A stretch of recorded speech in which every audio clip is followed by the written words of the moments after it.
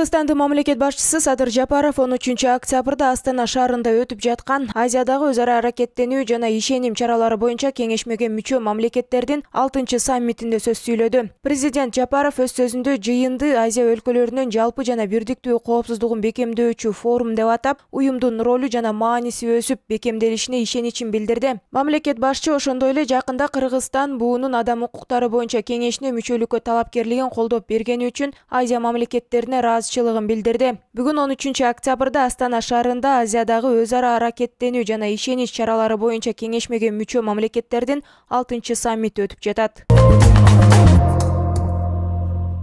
Бишкекте жөө жүргүнчүнү өлтүрө сүзүп, кырсык болгон жерден качып кеткен айдоочу кармалды. Бул тууралуу милициянын кайгуул кызматынан кабарлашты. Маалымат кылайык, 10 октябрда түнкү 2 чамасында белгисиз айдоочу Кустанай көчөсү менен түндүктү көздөй бара жатып, жөө өтмөктөн 40-45 жаштагы эркек адамды сүзүп, окуя болгон жерден из жашырып кеткен.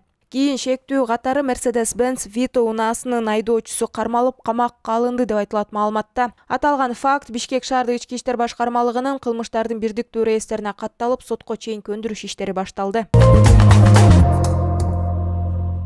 Ноябрь айында кыргызстандыктар 4 күн катары менен эс алышат. Бул тууралуу Эмгек, социалдык коргоо жана миграция министрлигинин басма сөз кызматынан кабарлашты. Маалымат кылайык, 5-6 ноябрь ишемби, жекшемби күнүнө туура келет. Ал эми 7-8 ноябрь Кыргызстанда тарых жана ата-бабаларды эскерүү күнү деп белгиленген. Буга байланыштуу 5, 6, 7 жана 8 ноябрь күндөрү дем алыш болот.